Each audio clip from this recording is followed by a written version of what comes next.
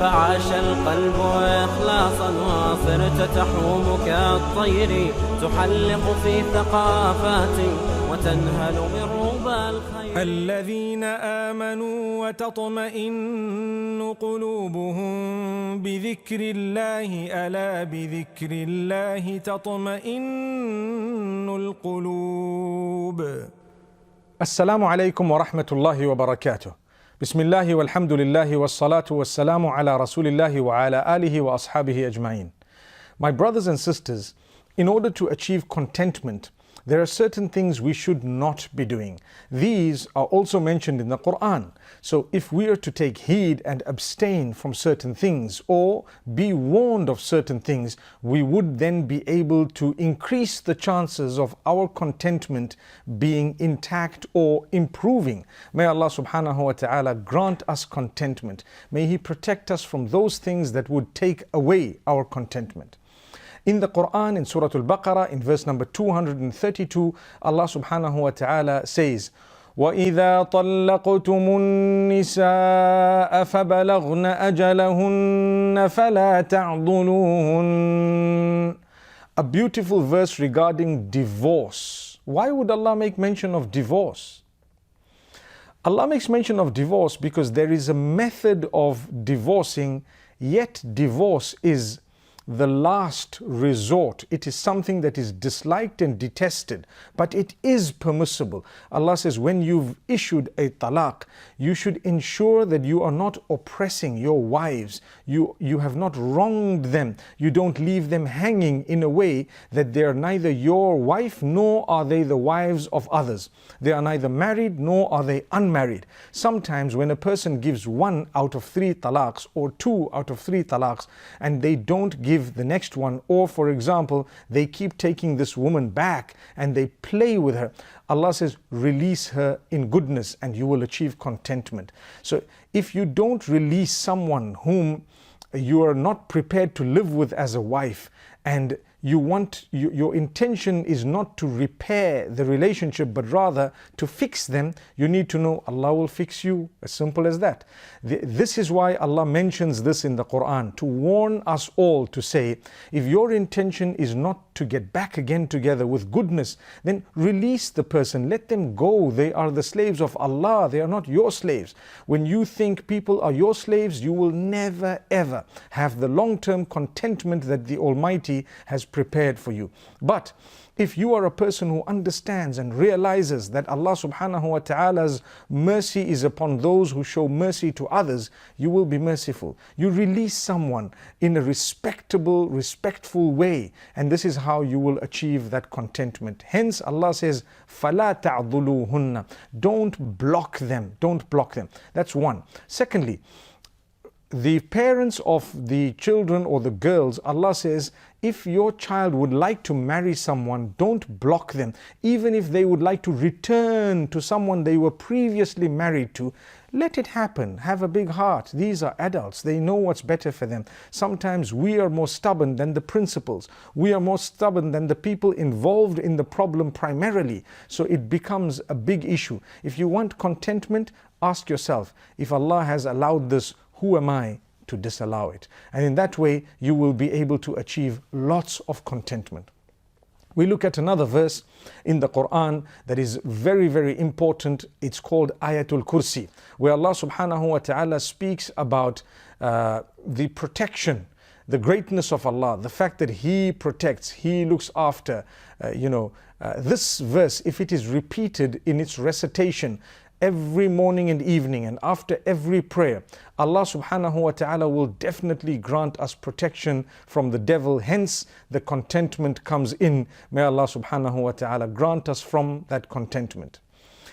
Similarly, we have one of the final verses of Surah Al-Baqarah where Allah subhanahu wa ta'ala tells us about the fact that He will not burden anyone with more than they can handle. Whatever you have, whatever difficulties you're going through, remember, you can cope, you can manage. A little bit of patience, a little bit of forbearance, a little bit of effort, and keep going. And don't lose hope, keep going. You know, you are so close to the solution. And Allah subhanahu wa ta'ala will open the doors.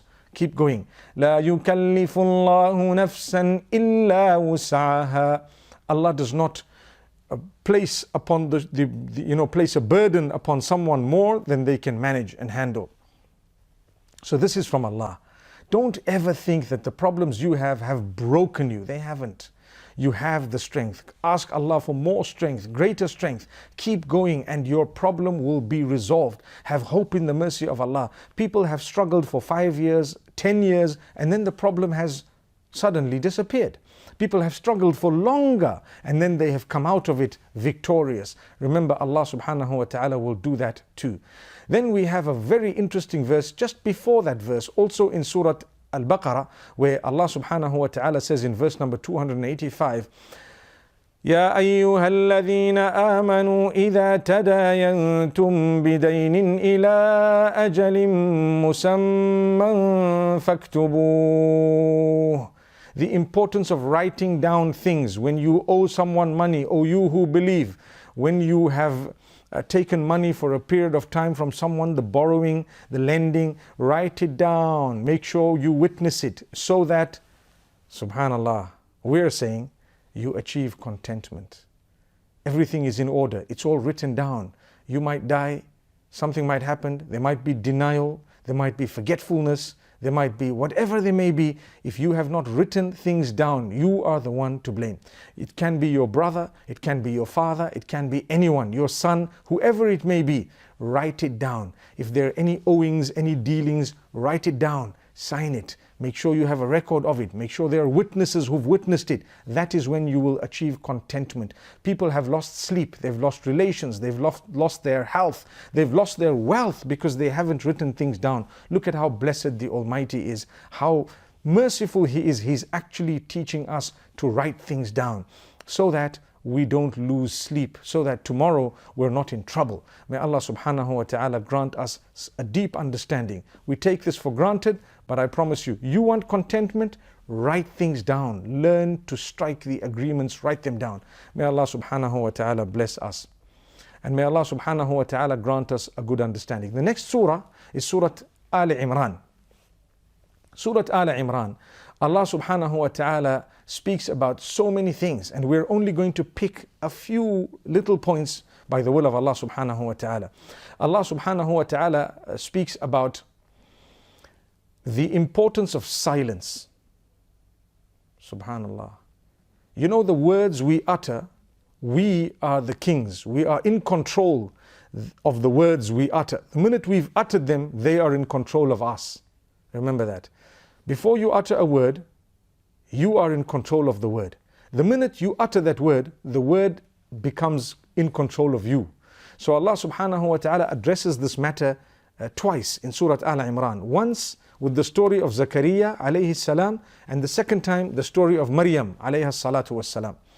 Allah subhanahu wa ta'ala says, when Zakaria was given the news that he was going to have a child, he felt a little bit embarrassed because he was old and so on. He says, oh Allah, give me a sign. And Allah subhanahu wa ta'ala says, آيَتُكَ أَلَّا تُكَلِّمَ النَّاسَ ثَلَاثَةَ أَيَّامٍ إِلَّا رَمْزًا وَاذْكُرْ رَبَّكَ كَثِيرًا وَسَبِّحْ بِالْعَشِيِّ وَالْإِبْكَارِ. Allah says, the sign that we're giving you is not to speak to people except with some signs. And remember Allah a lot. وَاذْكُرْ رَبَّكَ كَثِيرًا. Increase the remembrance of Allah and declare His praise in the morning and in the evenings. You will achieve success. Allah will protect you. Allah will grant you contentment. Sometimes we speak too much. Sometimes we say things. Sometimes we end up becoming vulgar, abusive with our mouths. It all comes back to haunt us. Sometimes we have a major problem, like in this case.